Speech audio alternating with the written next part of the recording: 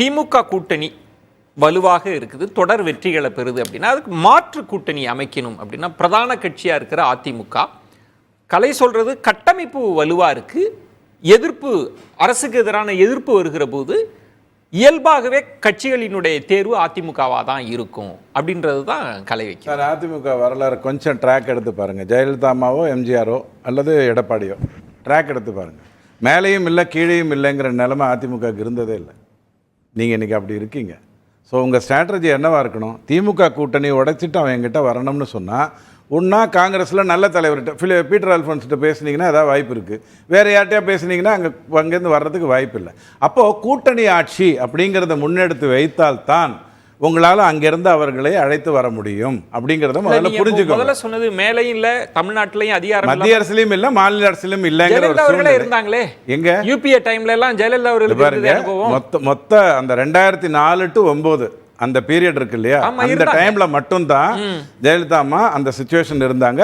அவங்க செய்த தவறு அவங்க உணர்ந்தாங்க. 2004 அவங்க செய்த ஒரே ஒரு தவறு அதை உணர்ந்தாங்க. உணர்ந்துட்டு கரெக்டா பவுன்ஸ் பேக் பண்ணி வெளில வந்தாங்க. 10 வருடம் திமுக உள்ள உட்கார வச்சாங்க. அந்த கட்டத்தை தான் நான் இப்ப சொல்றேன். எதுக்கு சொல்றேன்னா, எடப்பாடி ஐயாவுக்கு புரிய வேண்டியது இப்போ எனக்கு அந்த கூட்டணியிலிருந்து எனக்கு பிஜேபி பத்தி கவலை இல்லை. எடப்பாடி ஐயாவை சொல்றேன், எனக்கு சீமான் ஐயா மற்றவங்கள பத்தி கவலை இல்லை. அங்கிருந்து உடைச்சிட்டு வரணும்னா காங்கிரஸ் வந்ததுன்னா பின்னாடியே கம்யூனிஸ்ட் வரும். காங்கிரஸை வர வைக்க வேண்டும் என்று சொன்னா நான் கூட்டணி ஆட்சிங்கிற மேட்டரை பேசணும். ஏன்னா நீங்க சொல்லக்கூடிய அந்த மைனாரிட்டி ஆட்சின்னு திமுக நடத்தின போது எதிர்ப்பு குரலில் வச்சது 2 பேர், காங்கிரஸும் பாமகவும் தான் வச்சாங்க. நாங்க கூட்டணியில எங்களுக்கு அமைச்சரவை கொடுக்கணும்னு வச்சாங்க. பாமக இல்லன்ட்டா 2 பேர் தான் வச்சாங்க.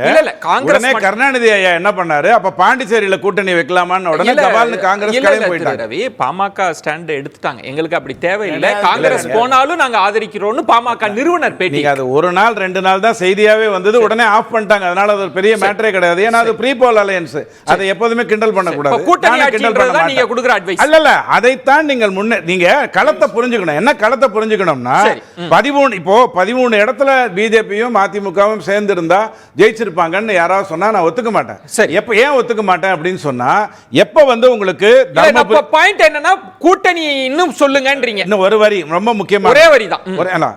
பொள்ளாச்சியில, மயிலாடுதுறையில, தஞ்சாவூர்ல இத்தனை தொகுதியில நீங்க திமுகவை விட கம்மியான ஒரு வாக்கு வாங்கியிருக்கீங்க. பொள்ளாச்சி உங்க கையை விட்டு வேற சூழல் அப்படின்னும் போது கலை யதார்த்தத்தை புரிந்து கொள்ளாமல் நீங்க பேசக்கூடாது. ஏடிஎம்கே விஜய் வேணும்னா உங்களுக்கு என்ன ஆப்ஷன்னா, இப்ப தேமுதிக இருக்காங்க இல்லையா, பாமக வரதுக்கான வாய்ப்பு இருக்குது. பார்லிமெண்ட் எலெக்ஷன்ல மோடியோட இமேஜ்னால ஜெயிக்கலாம், மினிஸ்ட்ரி வாங்கலாம், இப்படியெல்லாம் நினைச்சிருக்கலாம். நிச்சயமா அவங்க கட்சிக்கு தெரியும், சட்டமன்ற தேர்தலில் மக்கள் ஏடிஎம்கேவை தான் ஃபேவரபிளா பார்ப்பாங்க. சோ இவங்களோட கூட்டணி அமைக்கிறது சாதகமா இருக்குன்னு இங்க வரலாம், பாமக வரலாம். அப்புறம் காங்கிரஸ் இவங்க பிஜேபியோட போக மாட்டாங்கிற போது காங்கிரஸுக்கு அதிக இடங்கள் கிடைச்சதுன்னா அவங்க கூட கன்சிடர் பண்ணலாம். உள்ளார பேச்சுவார்த்தையில கூட்டணி ஆட்சி பாசிபிள் அப்படின்னு சொல்லிட்டு, ஆனா வெளியில நம்ம சொல்ல வேணாம்.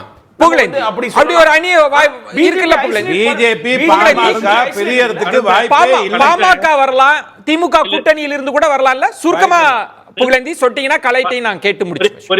ஒரே ஒரு கட்சி கூட திமுக கூட்டணி வராது, பாமக வரவே வராது. 3 தடவை சிவி சண்முகம் கடந்த நாடாளுமன்றத்துக்கு போய் ட்ரை பண்ணிட்டாரு, ஆகாது. இங்க என்ன பிரச்சனை, கலை பேசும்போது இந்த 3 பேர் ஒருங்கிணைப்புனாங்க. சார், கீழே அடிமட்ட தொண்டர்களிடத்துல போற தயாராயிட்டோம் கலை. ஆனா ஒரு சின்ன விஷயம் சொல்றேன், சுருக்கமா 12 இடத்துல பின்னாடி 3வது இடம், 7 இடத்துல டெபாசிட் போச்சு. எல்லாம் நடந்து இல்ல, ஆய்வு பண்றேன்னு ஆய்வு பண்ணீங்கல்ல, சரி, ஆய்வு பண்ண பின்னாடி யாருக்கு ஓய்வு கொடுத்தீங்க? ஒரு மாவட்ட செயலாளர் கை வைக்க முடியுமா? எடுத்து பார்க்க முடியுமா ஒரு லீடரு? என்ன ஏங்க இந்த ஒருங்கிணைப்பு பற்றி கூட்டணிக்குள்ள சொல்லிருங்க. இபிஎஸ் அவர்களுக்கான வாய்ப்பு கூட்டணி, நான் என்ன சொல்றேன், கொஞ்சம் இறங்கி வரணும். கூட்டணி அரசு ஆட்சிங்கிறத ரகு அவர்கள் முதல்ல என்ன சொன்னாரு, திமுகவும் அதிமுக அதில் அஜெண்டாவில் இல்லைன்னு சொன்னார். அது தப்பு. இப்போ என்ன கடைசியாக சொன்னார், வெளியில சொல்ல வேண்டாம், அதை வெளியில சொல்லாமல் உள்ள அந்த விஷயத்தை பேசினா அதிமுகவுக்கு வாய்ப்பு இருக்குன்னு சொன்னார். சரி, நான் என்ன சொல்கிறேன், கூட்டணி அதிமுகவும் திமுகவும் ஏற்றுக்கொள்வதல்ல, சரி, கூட்டணி ஆட்சி என்பதை தமிழக மக்கள் ஏற்றுக்கொள்ளவில்லை. சரி, திமுகவும் காங்கிரஸும் ஆளுக்கு 112 இடத்துல நின்று கூட்டணி ஆட்சின்னு சொல்லி அறிவிச்சாங்க. படுதோல்வி அடைஞ்சாங்க. அது வேண்டாம், அந்த ஆப்ஷன் அதனால அதை நீங்க இப்போ வைக்க முடியாது. பொறுத்திருந்து நம்ம பார்க்கலாம். யாரை தவிர வந்து மெஜாரிட்டி கிடைக்காம போனதே கிடையாது இந்த கட்சிக்கும். சரி, நம்ம பொறுத்திருந்து பார்க்கலாம். சிறப்பு விருந்தினர்களுக்கு நெஞ்சம் நிறைந்த நேரமில்லை, நம்ம விரிவா இன்னொரு தருணத்துல பேசலாம். சிறப்பு விருந்தினர்களுக்கு நெஞ்சம் நிறைந்த நன்றிகளை தெரிவித்துக் கொள்கிறேன். மற்றொரு தலைப்புல சந்திக்கலாம். நன்றி. அவருக்கு வேற எந்த விதமான